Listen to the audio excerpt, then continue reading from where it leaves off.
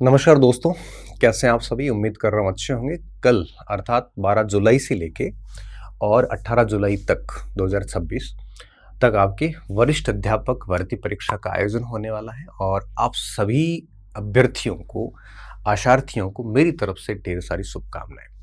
उम्मीद है आप बढ़िया अच्छे से पेपर करके आएंगे। इतना कुछ पढ़ा है तो खुद पे भरोसा रखना। इस समय आप थोड़े डरे सहमे से होंगे, होना भी चाहिए और सब होते हैं। आप भी डरे हैं, हम भी डरे थे और एग्ज़ाम जब शुरू हो जाता है उसके बाद में अपने आप ही अच्छा होना शुरू हो जाता है, क्योंकि साल भर 6 महीने 8 महीने जो भी आपने पढ़ा था वो सारा आपके अनकॉन्शियस माइंड के अंदर अवचेतन मन में रहता है। और जैसे ही आप पेपर अटेंड करना शुरू करते हैं वैसी वो चीज़ें आपके मस्तिष्क में आना शुरू हो जाती है और आप ठीक ठाक पेपर करके आ जाते हैं। इसलिए कहते हैं कि जैसी पढ़ाई की है वैसा पेपर हो जाता है। हाँ, अगर आप बहुत अधिक सोच के अगर गलतियां नहीं करते हैं तो परफॉर्मेंस वैसी आती है जैसी आपने पढ़ाई की थी। इसलिए आपको बिल्कुल नहीं सोचना है। और मैं तो हमेशा, मेरी अगर बात करूं तो जब भी पेपर देने जाता था तो ईश्वर पे छोड़ देता था, नियति पे छोड़ देता था कि जो ईश्वर को, नियति को मंजूर है वही होगा, मेरे सोचने से कुछ होना नहीं। बट हाँ, मैं मेरा बेस्ट अटेम्प्ट दे सकता हूँ उतना दे दूंगा। हर प्रश्न पे मैं जान लगाऊंगा, हर प्रश्न को बहुत ध्यानपूर्वक तरीके से पढ़ूंगा, हिंदी इंग्लिश में पढ़ूंगा और तरीके से पेपर अटेंड करूंगा। ये सोचता था मैं परीक्षा से पहले। सिलेक्शन होना नहीं होना ये सब सृष्टि के हाथ में है, होगा वही जो होना है। बस हम सिर्फ मेहनत कर सकते हैं, वो आपने कर ली है। अब आपको किताबें साइड में रख के अपने सेंटर पे पहुंच जाना चाहिए।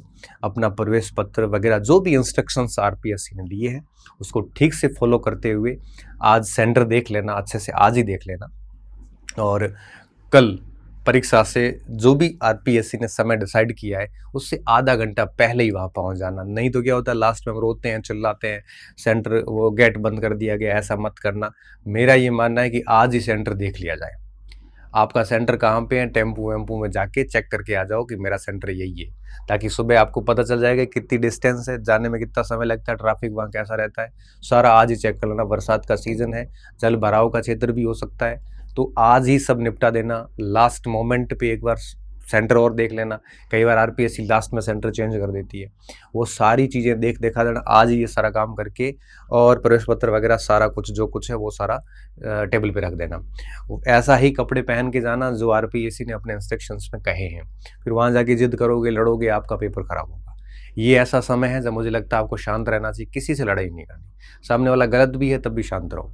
इससे बेहतर ये है कि सब शांत रहोगे तो मानसिक शांति रहेगी। अड़ोगे, लड़ोगे, भिड़ोगे तो क्या होगा, आपको खुद को लॉस होगा। परीक्षा आपके हैं, उनके किसी की परीक्षा नहीं है। इसलिए शांत रहिए।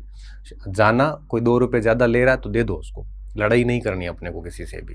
कोई सीट नहीं दे रहा है तो बैठने दो उसको। अपनी लड़ाई नहीं करनी है, किसी भी सूरत में नहीं करनी। परीक्षा हॉल में विक्षक बातें कर रहे हैं तो जब भी आपके चेकिंग आती है उनको बोल दो, एक बार विक्षक को बता दो, भाई आवाज़ मत कर, मेरी परीक्षा है, नहीं तो मैं शिकायत करूँगा। ऐसी स्थिति आती है तो आवाज़ उठाइए, शांत रहने की आवश्यकता नहीं है। हाँ, बाकी मामलों में शांत रहिए, कोई लड़ाई झगड़ा नहीं करना है। अब मैं थोड़ा सा बता देता हूँ कि आपको कौन कौन बातों का ध्यान आप रख सकते हो। पहली चीज़ ये कि जो भी पेपर हुआ है आपका उसको वापस, जैसे ए ग्रुप है, सुबह जीके का पेपर है, शाम को सामाजिक का पेपर है, तो जीके का पेपर देने के बाद भूल जाओ, सामाजिक का बेस्ट दे दो। और जो इस समय बी ग्रुप के स्टूडेंट है, मुझे लगता है उसको ए ग्रुप वाले पेपर नहीं देखने चाहिए। सी ग्रुप वालों को ए बी दोनों ही नहीं देखने चाहिए। डी वालों को ए बी सी तीनों ही नहीं देखने चाहिए। क्यों? क्योंकि अगर आप पेपर देखते हो फिर आपको कोई एक आधा सवाल नहीं आया तो आप ओवर थिंकिंग करोगे, माथा खराब करोगे, दिमाग खराब करोगे, जबकि आपको पता है कि 100% तो किसी को नहीं करने। आजकल के जो आरपीएससी के पेपर आ रहे हैं उसमें 50-60% में आपकी नौकरी लग जाती है। तो फिर आपको अगर 10 में से 7 आ रहे हैं तो भी आनंद है। मैं तो ये कहता हूँ 3 नहीं आ रहा था, आप फालतू सोच के अपना दिमाग खराब करोगे। इससे अच्छा पेपर देखो ही मत। सबसे बढ़िया है आप अपना पेपर देखना, कॉन्टैक्ट वॉन्टैक्ट ऑफ कर दो, किसी से कोई बात नहीं करनी, मस्त रहना, जितना पढ़ा है उतना रिजल्ट आ जाएगा। अब पेपर के अंदर क्या क्या ध्यान रखना है? पहली बात है 100% का प्रयास नहीं करना है, बिल्कुल नहीं करना है। क्यों? क्योंकि पेपर का लेवल वैसा नहीं होता कि आप 100% कर सको, पहली बात। दूसरी बात, पेपर देखने नहीं है उनके, इनके किसी के नहीं देखने। अब मैं सबसे पहले बात करूंगा पहले पेपर की और दूसरे पेपर दोनों की एक साथ ही कर लेता हूँ। तुक्के बिल्कुल मत मारना, बिल्कुल भी तुक्के नहीं मारने। क्यों? तुक्के का क्या मतलब है, जैसे कोई सन आ गया, कोई आंकड़ा आ गया इकोनॉमिक्स का, कोई स्थान आ गया, करंट का प्रश्न आ गया जिसके बारे में आपको कोई पढ़ा हुआ नहीं है, प्रश्न के बारे में कोई अंदाजा नहीं है, चारों ऑप्शंस के बारे में कोई अंदाजा नहीं, फिर भी आप अगर कर रहे हो तो तुक्का कहलाता है।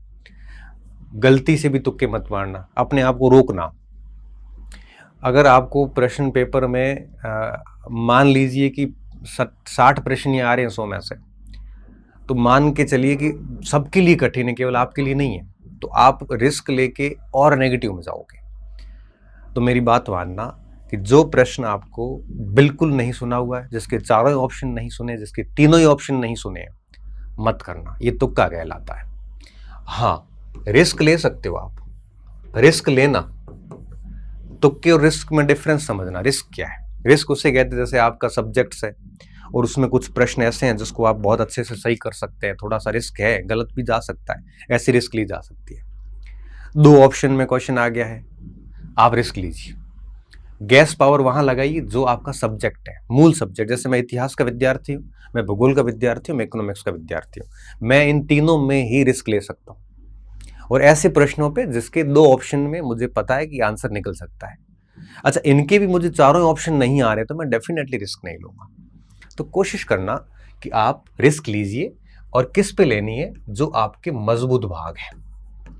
आपके मजबूत भाग गणित भी हो सकता है, साइकोलॉजी भी हो सकता है, पॉलिटिकल साइंस हो सकता है, इतिहास, ज्योग्राफी, हिस्ट्री, जो भी आपका जो मजबूत भाग है और जिसमें आपको 50% प्रोबेबिलिटी है। 50% प्रोबेबिलिटी का मतलब होता है कि 2 ऑप्शन में आंसर है, आपको पता है, यहां आप डेफिनेटली रिस्क लीजिए। क्योंकि रिस्क नहीं लोगे और आप 50-55 अटेंड करके आते और फिर उसमें कुछ गलत हो गए तो बाहर हो जाओगे, 40% का क्राइटेरिया भी नहीं होगा। तो कोशिश करिए कि आप तुक्के ना मारे, बट हाँ रिस्क लें। तुक्के क्या होते हैं? जब आपको बिल्कुल प्रश्न आ ही नहीं रहा है फिर भी आप किए जा रहे हैं कि इसका तो यही होगा, अरे ये कैसे होगा, जब आपको पता ही नहीं, आपको चारों ही ऑप्शन के बारे में आइडिया नहीं है। तो कम से कम इन चीजों से बचना, आप तुक्का मत मारना। और मैं ये मानता हूं कि अगर किसी बच्चे ने बहुत अच्छी पढ़ाई करी है तो वो 70-75 प्रश्न करने की स्थिति में हकीकत में हो जाता है। हालांकि बाकी चीजें तो डिपेंड करता है कि सब्जेक्ट क्या है आपका, पर इतने प्रश्न किए जा सकते हैं। कठिन होता है तब भी किए जा सकते हैं। अब इसमें से मान लो 20 भी गलत होते हैं ना, 21 भी गलत होते हैं, तो कम से कम पास तो होंगे आप। तो अब आपने अटेंड ही 50-55 किए और 10 गलत हो गए, आप तो बाहर हो गए सीधे। इसलिए कोशिश कीजिए कि रिस्क लीजिए, मजबूत जो भाग है आपका उस पर लीजिए। 2 ऑप्शन आ रहे हैं, ये सब करिए, आप छोड़िए मत। और जो प्रश्न बिल्कुल नहीं आ रहा है उनको बिल्कुल छोड़ दीजिए। एक और बात, अब आप जब पेपर करते हो तो मुझे यूँ लगता है कि जैसे 100 क्वेश्चन है पहले पेपर में, आप ना 20-20 की राउंड करिए। कैसे करने? शुरुआत में 1 से 20 तक सवाल कर लो, बढ़िया अटेंड कर लिए। और अब क्या करना है, जिसमें आपको बिल्कुल नहीं आ रहा वहां थोड़ा सा रेड मार्क कर दो, उसको छोड़ दो, उसमें वापस समय खराब नहीं करना है। 20 में से मान लो आपको 8-10 प्रश्न आ रहे हैं ढंग से, तो उनके आप ना बबल ब्लैक कर दो, ओएमआर शीट में भर दो। और जो 2-4 प्रश्न हैं जिसको नहीं, थोड़ा सोचने की आवश्यकता, उसको छोड़ दो। फिर अगले 20 पे चले जाओ, फिर उसके बाद 20 पे चले जाओ, फिर और 20 पे आओ, लास्ट 5 में 20 पे आओ, मतलब 100 प्रश्न पूरे हो गए। इससे क्या होगा, एक तो जैसे जैसे 20 हो जाएंगे आपके ऊपर प्रेशर रिलीज होगा कि मैंने 20 कर लिया, मेरे पास 80 करने बाकी रहे, तो लास्ट में ऐसे हड़बड़ाहट नहीं होगी। दूसरा फायदा ये होगा कि पूरा पेपर होने के बाद में आप काउंटिंग करोगे, जैसे में 8 हो गए, इसमें 6 हो गए, इसमें 9 हो गए, ऐसे करते करते आपको पता चलेगा कि टोटल मेरे ऐसे 45 से 50% एग्जैक्ट राइट हो रहे हैं, क्योंकि आप पहले राउंड में वही कर रहे हो ना जो एग्जैक्ट है। और इसमें आपको पता चल जाएगा कि 30 प्रश्न ऐसे हैं जो मुझे बिल्कुल नहीं आ रहे हैं, अब 20-25 प्रश्न ऐसे हैं जिसके ऊपर मुझे रिस्क लेनी है, मान लीजिए आप। तो एक आइडिया हो जाता है पेपर का, आप पास हो रहे हैं कि क्या हो रहा है। और कई बार तो ये होता है कि मुझे लगता है कि अगर आप बिल्कुल एग्जैक्ट ही सही करते हैं कि मैं एग्जैक्ट आ रहा वही भरूंगा, और मान लो 50-55 आपके एग्जैक्ट हो रहे हैं, तो मुझे लगता है हाथ खड़ा कर देना चाहिए, 56वां सवाल अटेंड नहीं करना चाहिए। अब ये आपके ऊपर है। तो ऐसे पेपर करना, तो अगर जैसे 150 प्रश्न है तो 150 है, तब भी आपको मुझे लगता है कि ऐसे 25 का या 30 का या इस प्रकार से राउंड ले लो, 30-30 करते जाओ, उसको भरते जाओ, आगे बढ़ो। तो इससे प्रेशर रिलीज होता है और इसमें ये लगता है कि पीछे कम बचे, फिर लास्ट में क्या हड़बड़ाहट नहीं होती। हम अगर 150 सवाल लेके बैठे हैं, सारे के सारे भर रहे हैं, खाली छोड़ के बैठे हैं, लास्ट में भरेंगे, तो लास्ट में क्या होता है, कई बार हम वापस आके कुछ आंसर चेंज कर देते हैं, और वापस आंसर चेंज करते वो अक्सर गलत जाता है। ऐसा काम मत करना। तो मुझे लगता है ऐसे राउंड के अनुसार चलना। तो राउंड में क्या है कि लास्ट में टाइम खत्म भी होता है तो 80 तो कम से कम बेस्ट अटेम्प्ट है। तो एटलीस्ट इस चीज़ का मुझे लगता है आपको ध्यान रखना चाहिए। तो एक तो 100% के चक्कर में मत रहना, दूसरा तुक्के नहीं मारने, अपने को रिस्क लेनी है हमारे को, और चौथा आपको राउंड में पेपर करना है, ठीक है। इसके अलावा आपके पास में और कोई बेस्ट पॉलिसी है तो आप उसके साथ जा सकते हैं, कोई बाध्यता नहीं, मैं मेरा बता रहा हूँ, मैं ऐसे करता था। इसके अलावा क्या करना, देखो नकल वगैरह, ये परोपकार करना वगैरह, ये बिल्कुल मत करना। किसी को सवाल बता रहे हो या किसी को देख रहे हो, मारे जाओगे, आजकल का काम ऐसा ही है भैया। इसलिए कोशिश करो कि जो आपको आ रहा है आप अपने में रहिए, आपको आसपास कोई मतलब नहीं। आप ये समझिए आप एग्जाम हॉल में अकेले बैठे, तो बिल्कुल ऐसा कोई प्रयास मत करना, आपकी लाइफ स्पॉइल हो सकती है।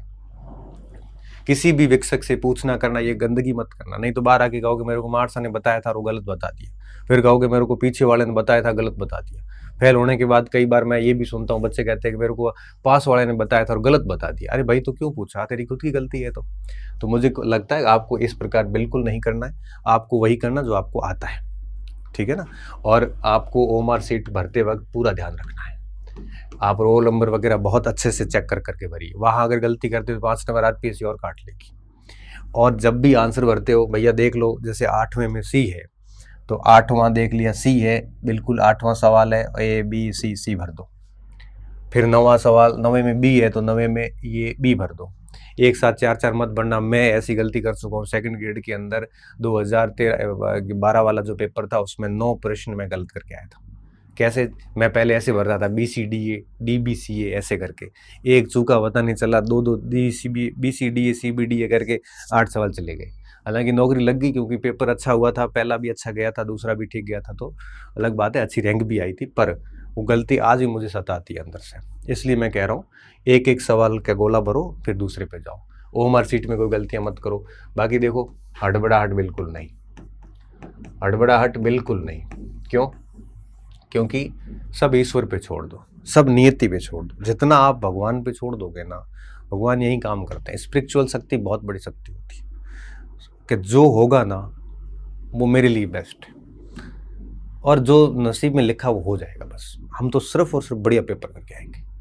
और किसी भी प्रश्न को न कमजोर समझना है, किसी भी प्रश्न को न कमजोर समझना है, न बहुत कठिन समझना है। कमजोर समझोगे तो लापरवाही करोगे, आप उसको पूरा नहीं पढ़ोगे। अच्छे से पढ़ो उसको, कि नहीं पूछा है, कि है पूछा है, कि सत्य है कि असत्य, सुमिलित पूछा है, आरोही पूछा है, अवरोही पूछा है, क्या पूछा है। अगर आप कमजोर समझोगे तो आप ढंग से नहीं पढ़ोगे प्रश्न को, तो वो ढंग से पढ़ना, कमजोर मत समझना।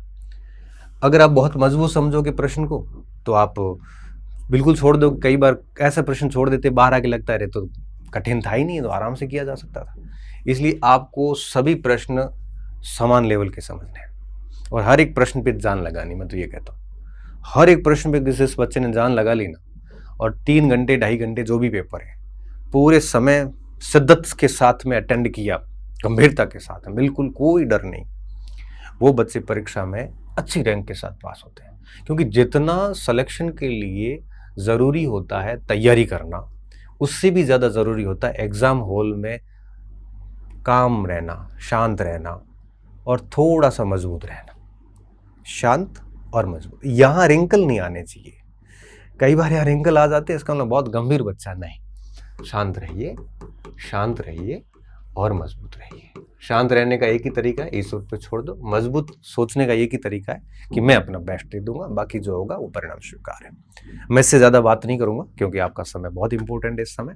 तो सब कुछ छोड़िए, मस्त यात्रा करिए, अपने सेंटर पे जाइए, सेंटर देख लीजिए, और जो भी इंस्ट्रक्शंस है लाइन टू लाइन उसको फॉलो कीजिए, और पेपर में शांति रखिए, मजबूत बने रहिए, और हर एक प्रश्न को ढंग से करिए।